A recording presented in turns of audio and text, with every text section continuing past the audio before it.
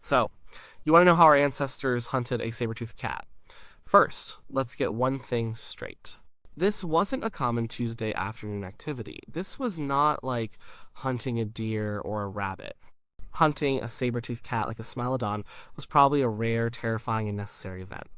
It was the absolute edge of what was possible. It was a contest between the old kind of power, all muscle and teeth, and the new kind of power, a thinking mind inside a fragile body. To understand the how, you have to understand the who and the what. The what was a predator unlike almost anything alive today. The who was a group of people who were far more capable and intelligent than we often imagine. Let's start with the cat. When we say saber-toothed cat, most people think of Smilodon fatalis. This was the famous one from North America, the one stuck in the La Brea tar pits. It was a beast. It was built less like a lion and more like a bear. It was stocky, incredibly muscular, with a short, bobbed tail. It wasn't a runner. It was an ambusher. It would hide, get close, and then explode with power. Its forelimbs were massive. It could pin down a bison or a young mammoth with sheer, brute strength. And then there were the teeth. Those famous canines, they weren't just for show. But they weren't for biting the way a lion bites either. A lion's canines are round and strong. They can handle twisting and stress. A Smilodon's teeth were long, curved, and flattened, side to side, like blades.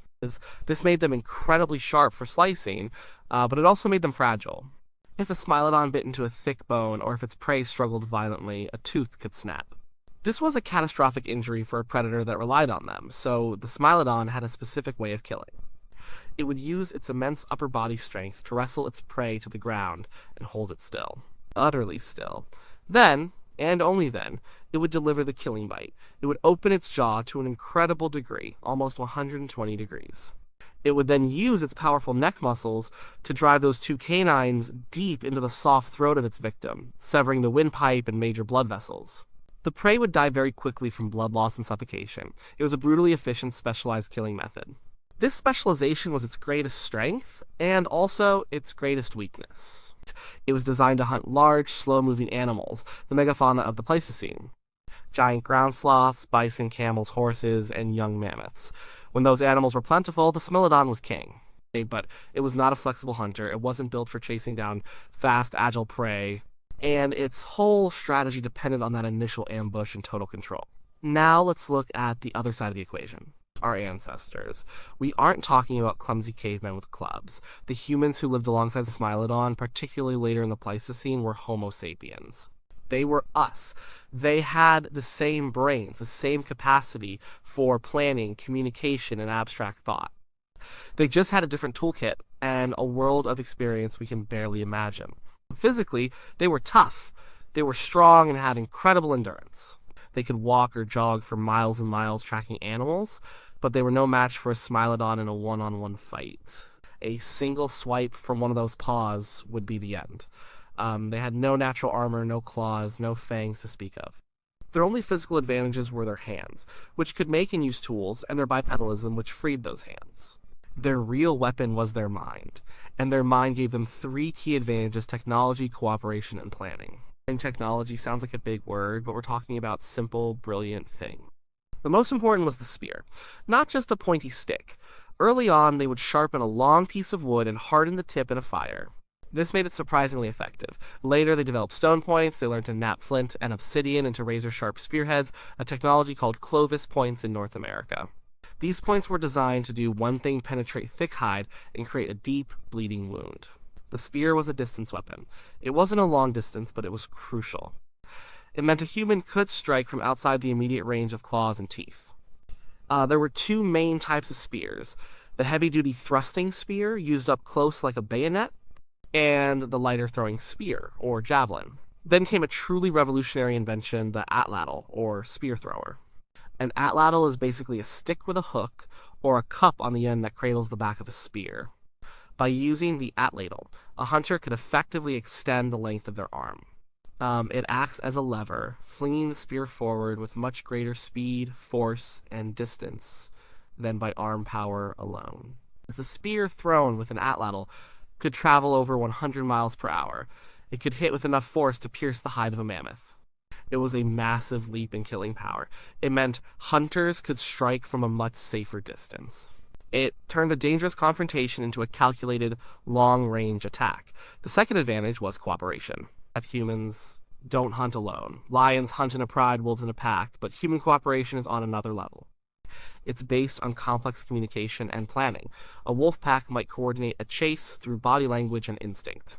A human hunting party could sit down the day before and talk about it. They could devise a plan, could assign roles. You three, circle around from the left, use fire to push it towards the cliff. The rest of us will wait with spears at the bottom. This ability to create a shared mental picture of a future event and then execute it as a team was a superpower.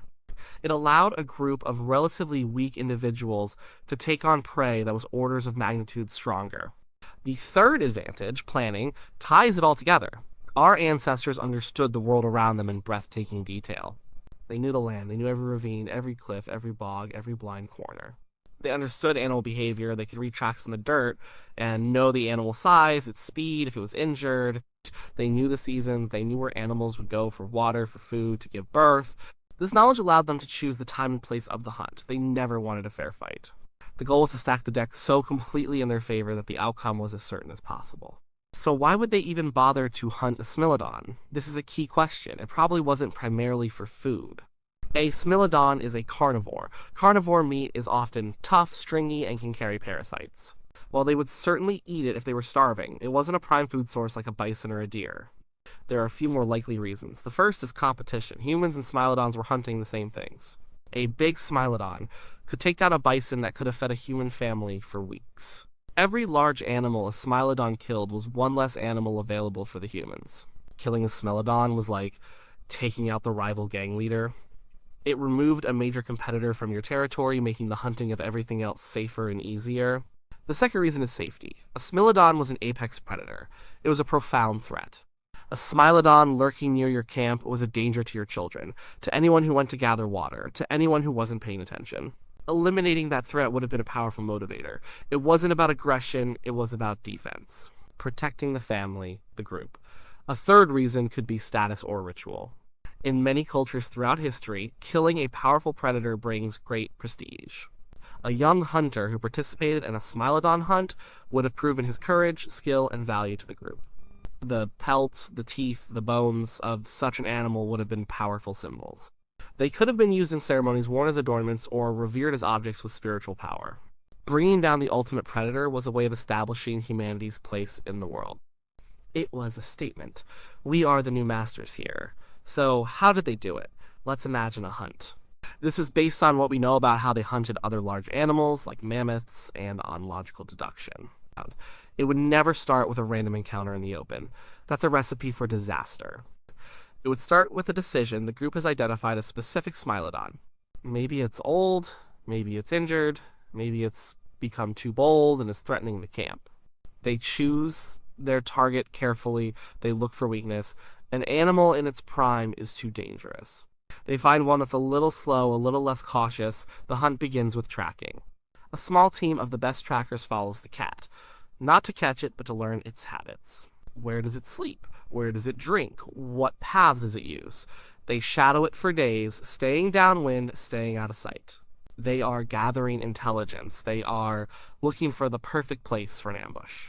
They find the spot, a narrow ravine with steep sides, a place with thick mud near a water source where the cat's feet will get stuck. Or maybe a box canyon with only one way out. They will use the landscape as a weapon. The landscape is their ally. The plan is made. The whole group is involved. Maybe 10 to 15 hunters. Each person knows their job. The fastest and bravest will be the distractors. Their job is to get the cat's attention and keep it. The strongest and most accurate throwers will be the killers. Their job is to stay at a distance and use their atlatls. Others might be tasked with carrying firebrands or rolling large rocks from a cliff top. The trap is set. They wait. It might take hours. It might take a day. Patience is everything. The Smilodon walks into the chosen kill zone. The signal is given. Suddenly, chaos erupts, but it's a controlled chaos. The hunters on the high ground start shouting, banging sticks, maybe throwing rocks. From another side, hunters with torches appear, using fire and smoke to confuse the cat and drive it deeper into the trap. The Smilodon is an ambush predator. It's not used to being the one that is ambushed. It's confused, panicked, and angry. It roars a terrifying sound. It might charge at one group of hunters. This is where the distractors do their work. They are incredibly agile. They don't try to fight. They dodge, they weave, they keep the cat's attention focused on them, luring it into a position where its back is to the killers. Now the atlatls come into play. From a safe distance, maybe 20 or 30 yards away, the spears fly. Thwump. A spear hits the Smilodon in its muscular flank. Thwump. Another one hits its hindquarters. These aren't necessarily killing blows. The goal isn't a one-shot kill. That's a fantasy. The goal is to wound, to make it bleed, to slow it down. The Smilodon is a tank. It's enraged. It might turn and charge the spear throwers. They would scatter, melting back into the landscape they know so well, while the distractors on the other side would start shouting again, drawing its attention back. They are managing its rage, directing it. This process continues. More spears, more wounds. The cat is getting weaker, it's losing blood, it's getting tired. Its explosive power is fading. Maybe it stumbles in the mud and its movements become slow and labored. Now, the final phase might begin. The hunters with the heavy thrusting spears close in. They don't get in front of it, they approach from the sides and the rear, a quick, coordinated rush. A deep thrust into the animal's side, targeting the lungs or the heart. Then they leap back, out of range. It's a dance of death. In and out, inflict a wound, and retreat. Eventually, the massive animal collapses. It's not over yet. A cornered, dying predator is at its most dangerous. They wait. They watch from a safe distance until it stops moving for good. The silence after the hunt must have been profound. The fear giving way to relief, to triumph. They would have approached the body cautiously. They would have touched its fur, looked at the size of its paws, the incredible length of its teeth.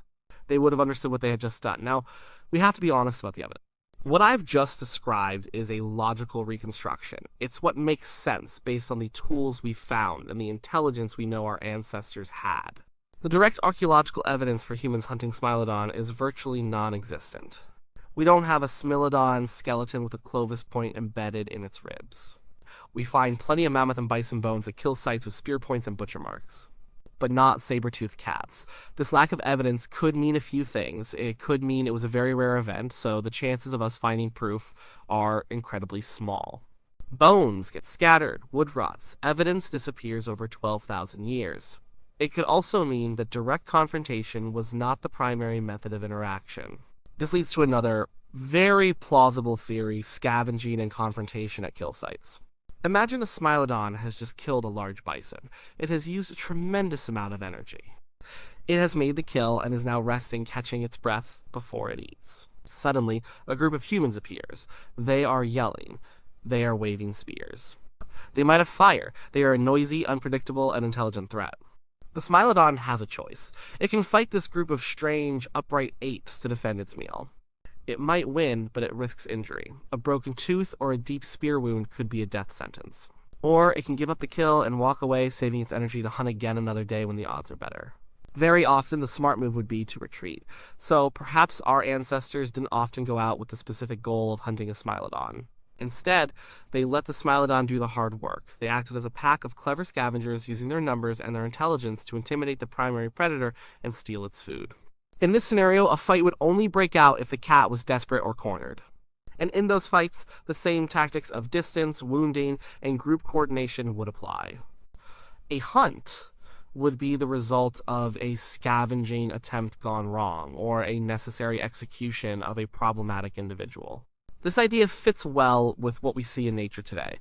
Packs of hyenas will drive lions off a kill. They use numbers and relentless harassment. Humans would have been masters of this. It's also important to remember the end of this story.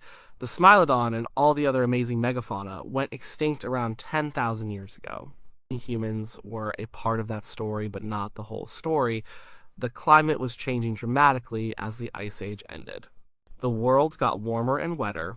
The vast open grasslands and savannas that the large herbivores depended on began to shrink, replaced by forests. The Smilodon's prey, the mammoths, the giant sloths, the bison, started to disappear. Their numbers crashed. As a highly specialized predator, the Smilodon was in trouble. It was built to kill big, slow things. When its food source vanished, it couldn't adapt quickly enough to hunt the smaller, faster animals like deer that thrived in the new forests. And all this time, the pressure from humans was increasing. Humans were incredibly adaptable. When the mammoths disappeared, they hunted deer. They learned to fish, to catch birds, to gather plants more effectively. Their populations grew. They spread across the landscape. They were a constant, persistent, intelligent new force in the ecosystem. So the Smilodon was caught in a perfect storm. Its food was disappearing because of climate change. And it was facing competition and harassment from a new kind of predator it had never evolved to deal with. It wasn't just a contest of strength anymore. It was a contest of adaptability. And the Smilodon lost. So how did our ancestors hunt a saber-toothed cat? They did it very, very carefully. They did it with brains, not brawn. They did it with tools that gave them the advantage of distance. They did it as a team, using planned strategies to confuse, trap, and exhaust their prey. They used the landscape itself as a weapon. They may have hunted them directly to remove a threat or a competitor. Or they may have hunted them by driving them from their kills, confronting them in a battle of wits and nerve rather than a simple fight. The truth is likely a mix of all these things happening at different times and in different places. The story isn't really about a spear hitting flesh. It's about the moment one kind of intelligence, ancient and instinctive, was confronted by a new kind, one that was creative, cooperative, and could plan for the future. The hunt for the saber-toothed cat, whether it happened often or only rarely, was a symbol of a massive power shift on planet Earth. It was the story of our ancestors, armed with little more than sharp stones and a plan, looking at the most fearsome predator on the landscape and deciding, we can take that. And in the end, they were right.